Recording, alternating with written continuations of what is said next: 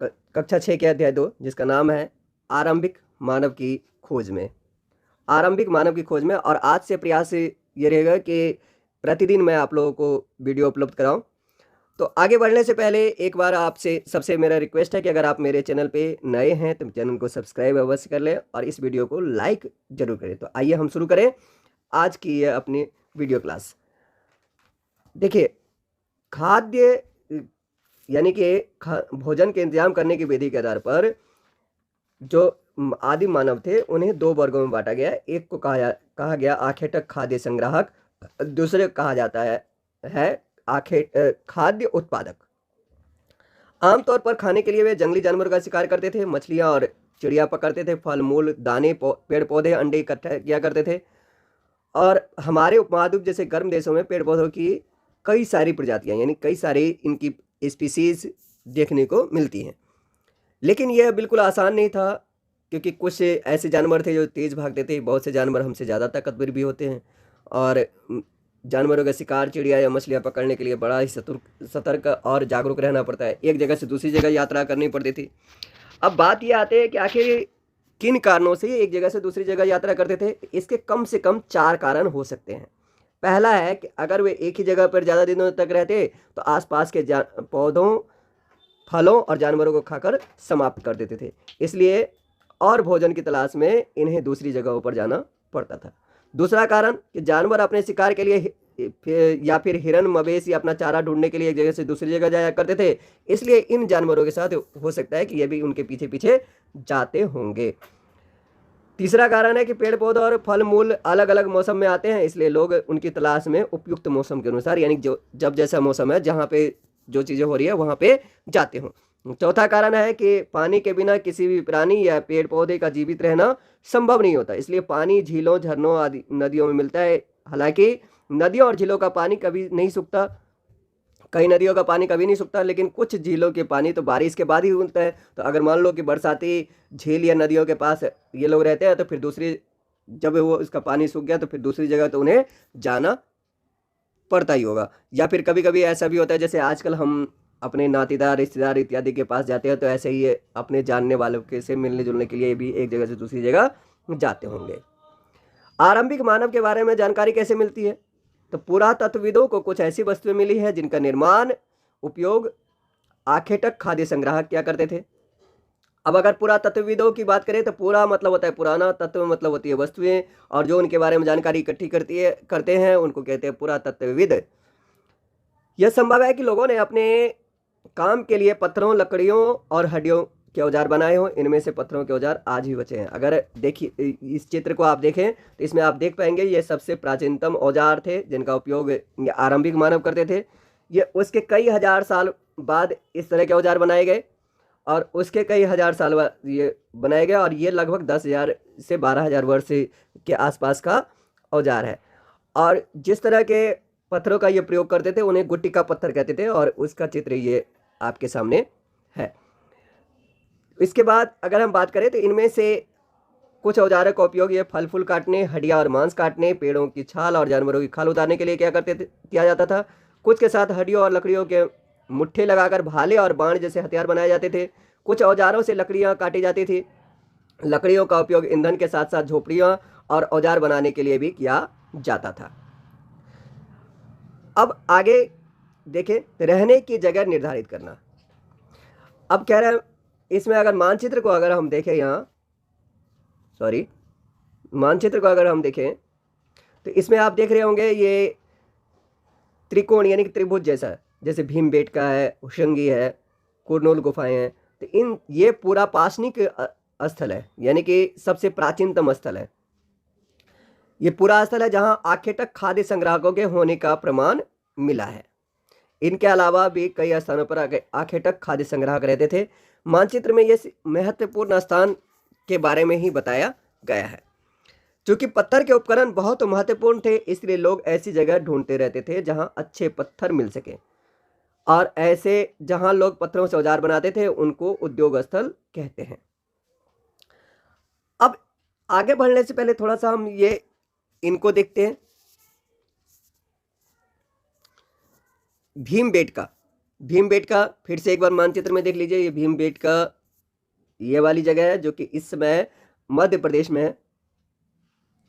यहाँ क्या होता था कि आवासीय पुरास्थल इन्हें कहते हैं, और ऐसे ऐसी जगह को पुरास्थल कहा जाता था जहाँ लोग रहा करते थे। इनमें गुफाओं, कंदराओं जैसे वे स्थल होते हैं जिन्हें यहाँ दर्शाया गया है। लोग इन गुफाओं में इसलिए रहते थे। अब देखिए भीमबेटका का ये है, देखिए ये देख लीजिए मानचित्र, ये गुफाएं हैं, यहीं पे यहाँ पे लोग रहते थे। वे स्थल होते थे जहाँ लोग इन गुफाओं में इसलिए रहते थे क्योंकि यहाँ उन्हें बारिश, धूप और हवाओं से राहत मिलती थी। ऐसी प्राकृतिक गुफाएं विंध्य और दक्कन के पर्वतीय इलाकों में मिलती हैं जो नर्मदा घाटी के पास हैं। और नर्मदा घाटी आप लोगों ने मानचित्र में पिछले अध्याय में देखा हुआ है। तो अगर आप कोई डायरेक्ट इस वीडियो पे आए हैं तो इसके लिए अलग से प्लेलिस्ट बनी हुई है, वहाँ पे जाके आप पहले अध्याय को देख सकते हैं, या फिर पहले और दूसरे अध्याय यानी कि सिलसिलेवार जब देखेंगे तभी आपको अच्छे तरीके से लिंक आपकी बन पाएगी और आपका अच्छा रिवीजन हो पाएगा। हमें उन उद्योग स्थलों के बारे में जानकारी कैसे मिलती है? तो आमतौर पर क्या होता है कि जैसे कि हम लोग भी अगर कहीं पे काम करते हैं या कुछ भी होता है तो वहाँ पे कुछ ना कुछ अवशेष मिल जाते हैं, यानी कि ऐसी चीज़ें मिल जाती है कि उससे हमें अंदाज़ा लगे। इसी तरीके से यहाँ पे पत्थर के बड़े बड़े टुकड़े मिलते हैं और लोग इन स्थलों पर जो छोड़ गए होंगे तो टूटे फूटे टुकड़े भी मिलते हैं। तो इनसे ऐसे जगहों के बारे में जानकारी मिलती थी, और कभी कभी लोग इन स्थलों पर कुछ ज़्यादा समय तक रहा करते थे। अब आपके दिमाग में एक प्रश्न आया होगा कि आखिर ये कैसे पता चलता था कि ज़्यादा समय तक लोग यहाँ पे रह रहे हैं? तो जाहिर सी बात है कि जितने ज़्यादा समय तक रहेंगे वहाँ पे मलबा भी उतनी ज़्यादा मलबे की उतनी ज़्यादा ढेर होगी। तो ज़्यादा मलबे का होना मतलब ज़्यादा समय तक वहाँ पे वो पर्टिकुलर काम हुआ है। तो ऐसे स्थलों को आवासीय और उद्योग स्थल कहते हैं। आगे पुरास्थल की अगर बात करें तो पुरास्थल उस स्थान को कहते हैं जहाँ औजार, बर्तन, इमारतों, वस्तुओं के अवशेष मिलते हैं। अवशेष यानी बचे हुए, जो बची हुई चीज़ें होती हैं उन्हें अवशेष कहते हैं। ऐसी वस्तुओं का निर्माण लोगों ने अपने काम के लिए किया था और बाद में वे वहीं छोड़ गए। ये जमीन के ऊपर, अंदर, कभी कभी समुद्र और नदी के तल में भी पाए जाते हैं। इन पुरास्थलों के बारे में हम अगले अध्याय में जानेंगे।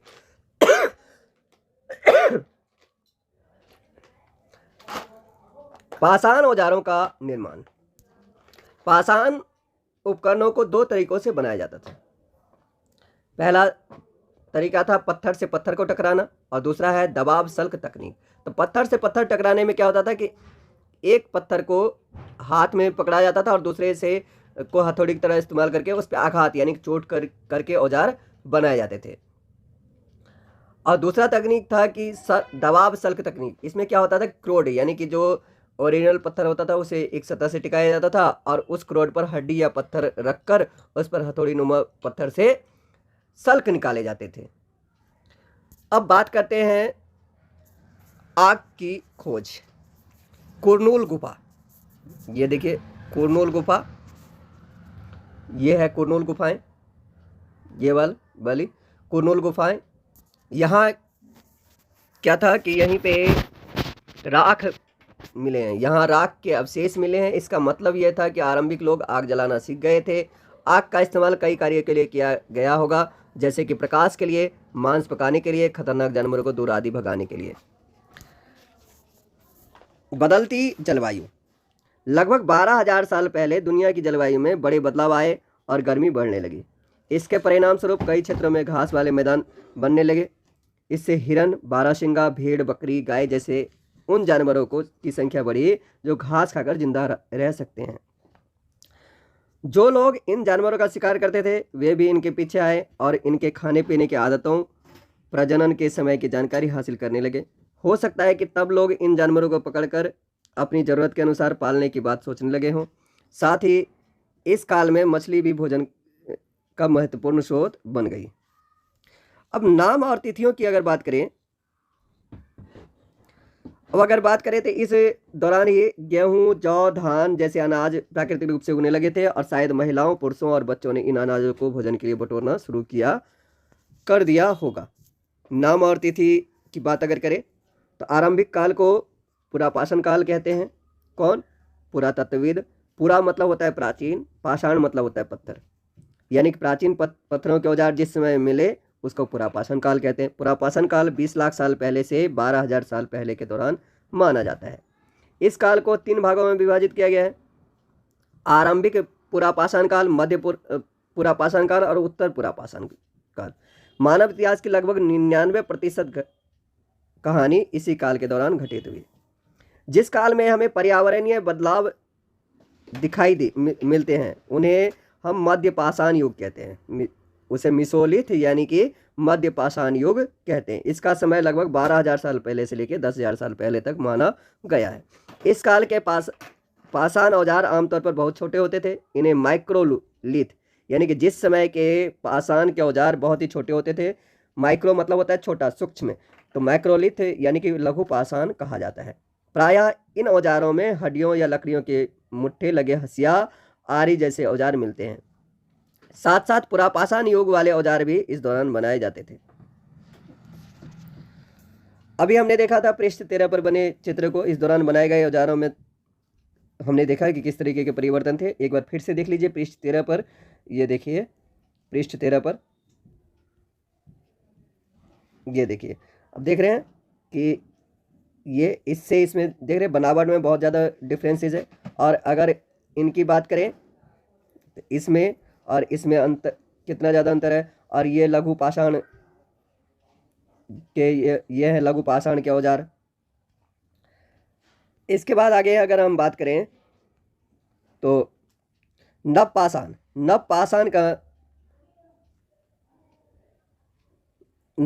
का मतलब है नए, जो बिल्कुल ही नई है, यानी 10,000 साल के बाद, यानी कि अगले युग की शुरुआत लगभग 10,000 साल पहले से होती है। इसे नवपाषाण युग कहा जाता है। अब नए मतलब अगले अध्याय में इसके बारे में हम पढ़ेंगे। अब देखिए थोड़ा सा कुछ स्थलों का विभाजन अगर हम देखें तो ये जो देख रहे हैं आप, ये है भीमबेटका, कुरनूल गुफाएं, हुशंगी, ये पूरा पाषाणिक स्थल है। उसके बाद अगर हम बात करें तो ये देखिए कोल्डी हवा, महागढ़ा, फिर उसके बाद आपका आ गया चिरांद, हुल्लूर, पेयमपल्ली, और इधर देखिए दाऊजली, हेडिंग, ये सब, ये जाना कुछ ऐसे हैं जिन्हें नवपाषाणिक पुरास्थल कहा गया है। उसके बाद अगर बात करें तो ये देखिए आदि चन्नलूर, ब्रह्मगिरी, ये कुछ ऐसे स्थल हैं जिन्हें महापाषाणिक पुरास्थल कहा जाता है।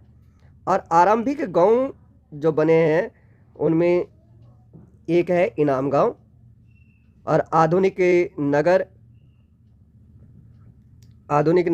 नगर जैसे ये देखिए मुंबई, कोलकाता, ये आधुनिक नगर के उदाहरण है। अब आगे बढ़ते हैं हम। साथ ही यह भी सीखने लगे होंगे कि अनाज कहाँ उगते थे और कब पककर तैयार होते थे। कब? ये नवपाषाण युग की बात है।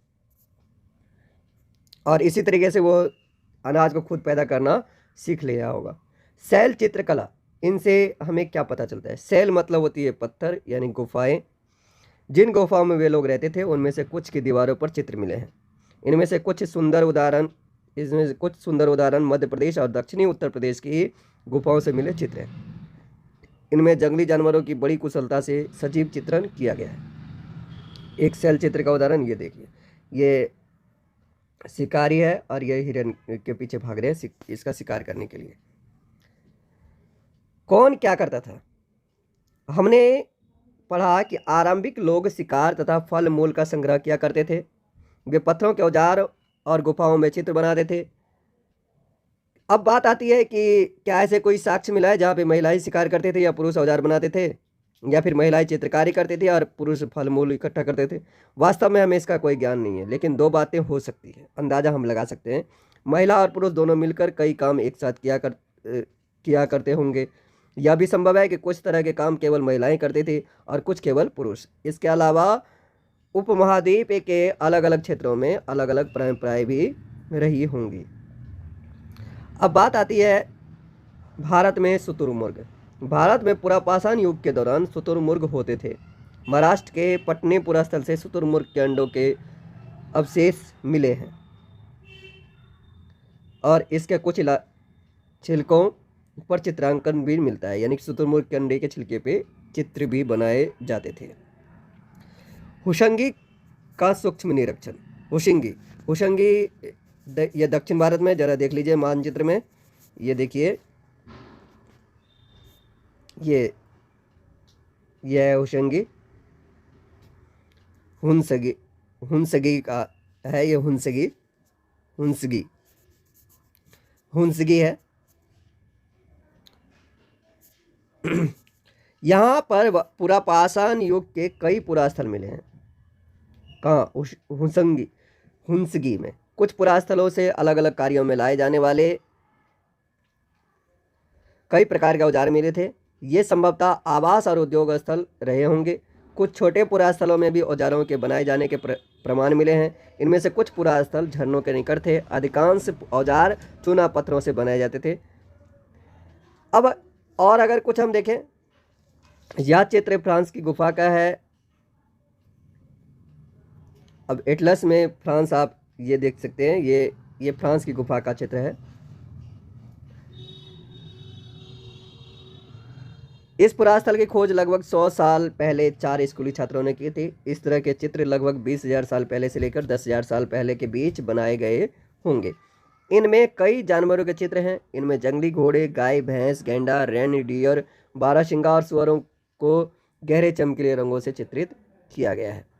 इन रंगों को लौह अयस्क, यानी कि जिसको आयरन ओर अंग्रेजी में कहते हैं, और चारकोल जैसे खनिज पदार्थों से बनाया जाता था। यह संभव है कि इन चित्रों को उत्सवों के अवसर पर बनाया जाता था, या फिर इन्हें शिकारियों द्वारा शिकार पर निकलने से पहले कुछ अनुष्ठानों के लिए बनाया गया होगा। जैसे ये देख रहे हैं इनमें। अब उपयोगी शब्द इसमें कुछ है जिनके बारे में हमने चर्चा की। और कुछ महत्वपूर्ण तिथियों की अगर बात करें तो मध्य पाषाण युग 12,000 से 10,000 साल पहले, और नव पाषाण युग का आरंभ हुआ था 10,000 साल पहले। तो इस तरीके से हमने ये देखा। और अगले भाग में हम लोग चर्चा करेंगे अध्याय 3 की, भोजन संग्रह से उत्पादन तक। तब तक के लिए have a nice day, take care.